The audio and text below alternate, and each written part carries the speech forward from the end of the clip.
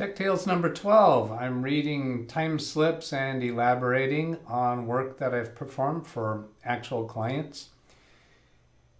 Continuing with the next one is the CPA firm that I've talked about several times. This is 6:50 a.m. to 7:26 a.m. on a Tuesday for the front desk person. This was a remote connection to her computer. She wasn't there yet, but this was to install the CERT 2015, 2016, 2017, and 2018. Some time ago in a prior time slip, I told about swapping computers between desks. There was a desk that previously was occupied by one of the CPA's assistants who was no longer working for the company. The woman at the front desk does more than just reception work. She does actual work on client accounting, bookkeeping. So when we swapped computers, the CERT 2015, 2016, 2017, and 2018, which was for tax processing, went with that computer. Well, she needed those programs on the computer that's now at her desk. The prior CPA's assistant didn't need those programs. So LaCert is a tax and accounting software for more complex cases than more complex clients than what QuickBooks can handle. And every year it's a new version. So if she's working on the taxes for a prior year, she has to open the program for that particular year. And I don't quite know why they need to use obsolete versions that often if it's for tax accounting, but that's okay. That's beyond me. They need it, then they need it. And it's available, it's on their server, and it's a fairly straightforward installation. However, LaCert changed the way their program operates from 2015 to 2016. 2015, you did not have to log in with a specific user account. 2016, you do have to log in to a specific user account that connects to the LaCert servers. And so it's just a little different of installation procedure. Is there anything else about that worth mentioning? I don't think so. Although LaCert is the reason why we have a real file server in this office, because it required that. I think it was a SQL server that it runs. Other than that, this office previously was on a peer server, where the server has the same operating system as the other computers in the office.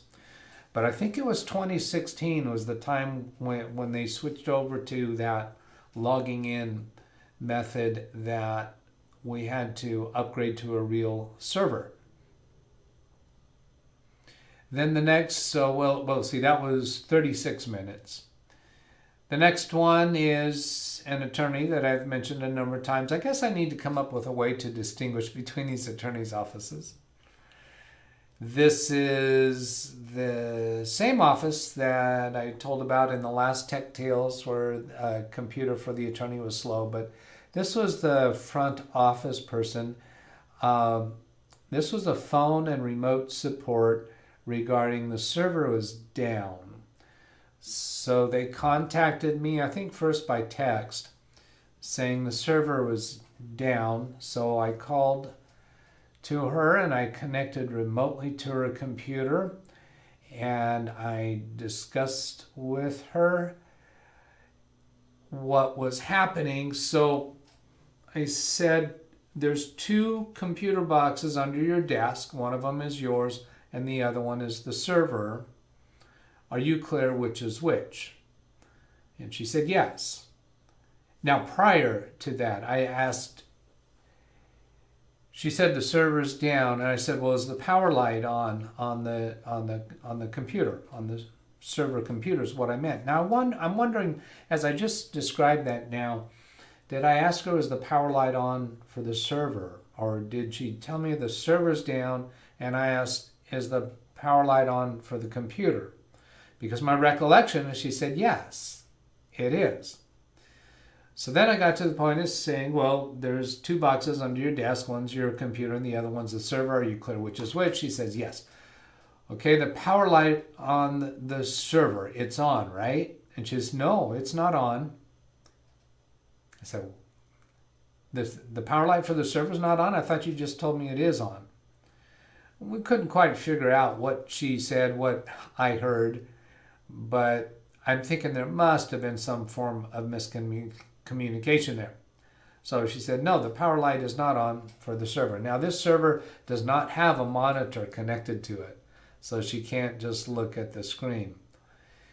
And I had already determined that my computer indicates the server was offline because it wasn't available for me to connect remotely to it.